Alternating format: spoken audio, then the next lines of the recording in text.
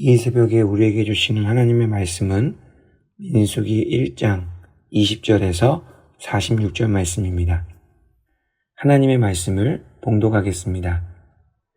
이스라엘의 장자 르우벤의 아들들에게서 난 자를 그들의 종족과 조상의 가문에 따라 20세 이상으로 싸움에 나갈 만한 각 남자를 그 명수대로 다 계수하니 르우벤 지파에서 계수된 자는 46,500명이었더라. 시므온의 아들들에게서 난 자를 그들의 종족과 조상의 가문에 따라 20세 이상으로 싸움에 나갈 만한 각 남자를 그 명수대로 다 계수하니 시므온 지파에서 계수된 자는 59,300명이었더라. 갓의 아들들에게서 난 자를 그들의 종족과 조상의 가문에 따라 20세 이상으로 싸움에 나갈 만한 자를 그 명수대로 다 계수하니 갓 지파에서 계수된 자는 45,650명이었더라. 유다의 아들들에게서 난 자를 그들의 종족과 조상의 가문에 따라 20세 이상으로 싸움에 나갈 만한 자를 그 명수대로 다 계수하니 유다 지파에서 계수된 자는 74,600명이었더라. 이사갈의 아들들에게서 난 자를 그들의 종족과 조상의 가문에 따라 20세 이상으로 싸움에 나갈 만한 자를 그 명수대로 다 계수하니 이사갈 지파에서 계수된 자는 54,400명이었더라. 스불론의 아들들에게서 난 자를 그들의 종족과 조상의 가문에 따라 20세 이상으로 싸움에 나갈 만한 자를 그 명수대로 다 계수하니 스불론 지파에서 계수된 자는 57,400명이었더라. 요셉의 아들 에브라임의 아들들에게서 난 자를 그들의 종족과 조상의 가문에 따라 20세 이상으로 싸움에 나갈 만한 자를 그 명수대로 다 계수하니 에브라임 지파에서 계수된 자는 45,000명이었더라. 므낫세의 아들들에게서 난 자를 그들의 종족과 조상의 가문에 따라 20세 이상으로 싸움에 나갈 만한 자를 그 명수대로 다 계수하니 므낫세 지파에서 계수된 자는 32,200명이었더라. 베냐민의 아들들에게서 난 자를 그들의 종족과 조상의 가문에 따라 20세 이상으로 싸움에 나갈 만한 자를 그 명수대로 다 계수하니 베냐민 지파에서 계수된 자는 35,400명이었더라. 단의 아들들에게서 난 자를 그들의 종족과 조상의 가문에 따라 20세 이상으로 싸움에 나갈 만한 자를 그 명수대로 다 계수하니 단 지파에서 계수된 자는 62,700명이었더라. 아셀의 아들들에게서 난 자를 그들의 종족과 조상의 가문에 따라 20세 이상으로 싸움에 나갈 만한 자를 그 명수대로 다 계수하니 아셀 지파에서 계수된 자는 41,500명이었더라. 납달리의 아들들에게서 난 자를 그들의 종족과 조상의 가문에 따라 20세 이상으로 싸움에 나갈 만한 자를 그 명수대로 다 계수하니 납달리 지파에서 계수된 자는 53,400명이었더라. 이 계수함을 받은 자는 모세와 아론과 각기 이스라엘 조상의 가문을 대표한 12지휘관이 계수하였더라. 이같이 이스라엘 자손이 그 조상의 가문을 따라 20세 이상으로 싸움에 나갈 만한 이스라엘 자손이 다 계수되었으니 계수된 자의 총계는 603,550명이었더라. 아멘. 오늘은 지켜주심이라는 제목으로 하나님 말씀 전하고자 합니다. 이 세상에는 우리를 지켜주는 것들이 많이 있습니다. 불이 나면 소방관들이 지켜주고요. 나쁜 사람들로부터는 경찰관들이 지켜줍니다. 질병으로부터는 의사들이 지켜주기도 합니다. 그 외에도 우리를 지켜주는 것들이 많이 있습니다. 그런데 문제가 있습니다. 그러한 것들이 항상 완벽하게 우리를 지켜주지는 못한다는 것이죠. 그들이 지켜주는 데에는 한계가 있기 때문입니다. 지켜주는 사람들도 연약하고 부족하다 보니까 그들도 누군가의 지켜줌을 필요로 합니다. 그러기에 우리를 온전히 지킬 수가 없는 것이죠. 그 모든 것들은 우리가 온전히 믿고 의지할 수 없습니다. 오늘 말씀에서는 우리를 진정으로 지켜주는 것이 무엇인지 알려주고 있습니다. 우리가 변함없이 믿고 의지하는 것이 무엇인지 깨닫는 은혜가 있기를 소망합니다. 하나님께서 이스라엘 12지파에게 인구조사를 명령하셨습니다.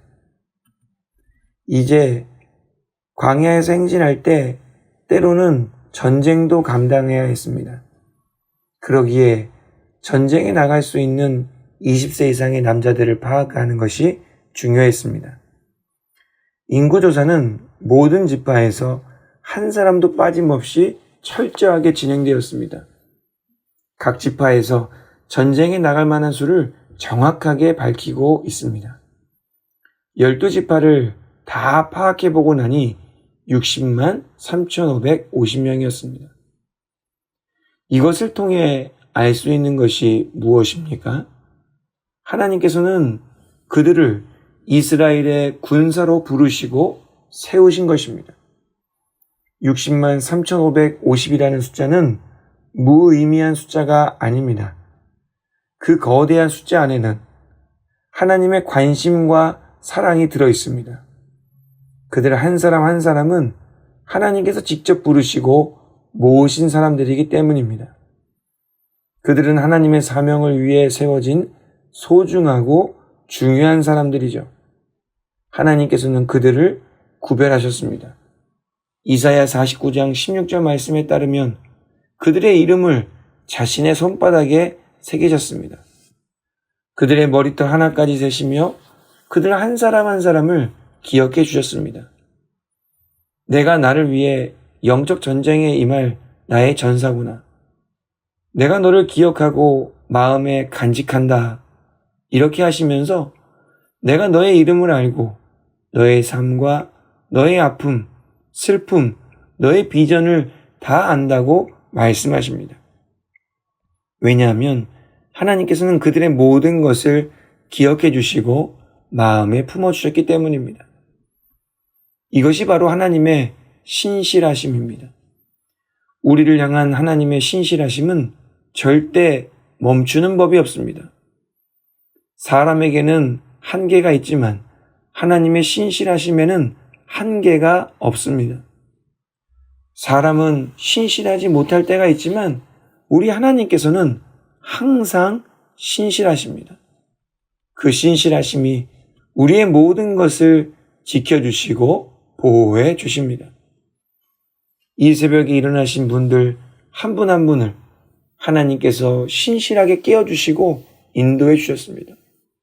우리는 그 신실하심을 따라 하나님께서 부르신 자리에서 하나님의 마음을 가지고 하나님께서 원하시는 기도를 간절히 드리는 것이죠. 그 신실하심을 따라 살아가는 것이 가장 안전한 것인 줄 믿으시기 바랍니다. 하나님의 신실하심은 우리의 모든 것을 아시기에 언제나 우리를 가장 좋고 가장 완전한 길로 인도해 주십니다. 하나님의 신실하심을 통해 진정한 위로와 평안을 누리시는 저와 여러분들이 되기를 소망합니다. 60만 3,550이라는 숫자가 갖는 의미가 한 가지 더 있습니다. 야곱의 집안이 애굽에 처음 들어갔을 때에는 70명이었습니다. 그 후 수백 년이 흘렀고 이제는 남녀 어린아이까지 합치면 200만 정도가 되었습니다. 야곱의 식구가 70명에서 엄청나게 늘어나게 된 것이죠. 이것이 의미하는 바가 무엇입니까? 하나님께서 아브라함에게 주신 언약을 신실하게 이루어가고 계신다는 확실한 증거입니다. 하나님께서는 아브라함에게 너의 자손이 하늘의 별과 같이 셀 수 없을 것이라고 약속하셨습니다.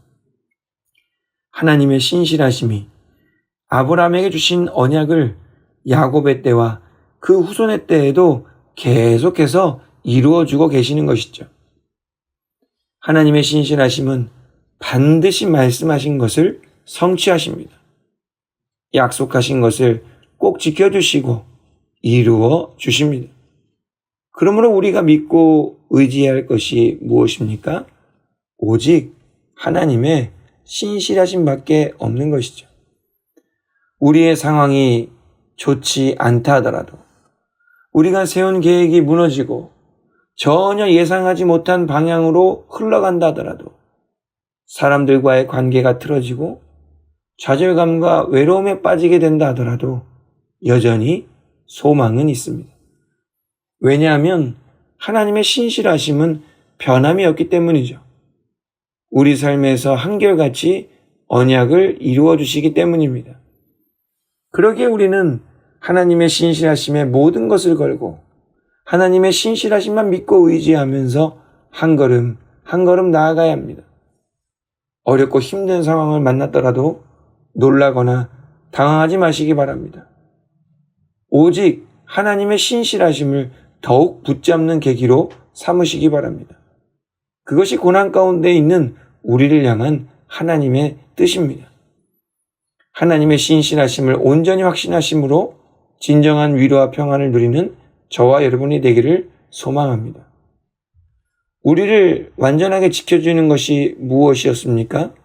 하나님의 신실하심입니다. 우리의 모든 것을 아시고 이해해 주시는 하나님의 신실하심이, 우리를 향한 하나님의 언약을 반드시 성취해 주시는 그 하나님의 신실하심이 모든 성도가 이 땅에서 믿고 의지해야 하는 것입니다. 이 사순절에 하나님의 신실하심을 더욱 깊이 묵상하시기를 바랍니다. 신실하신 구원의 약속을 마음 깊이 새기시고 신실하신 은혜와 사랑으로 하루하루를 살아갈 수 있음에 감사하시기를 바랍니다. 하나님의 신실하심이야말로 우리 삶의 진정한 기쁨과 평안의 근원임을 깨달으시기 바랍니다. 또한 이 새벽에 하나님의 신실하심을 따라 간절히 기도드릴 수 있기를 바랍니다.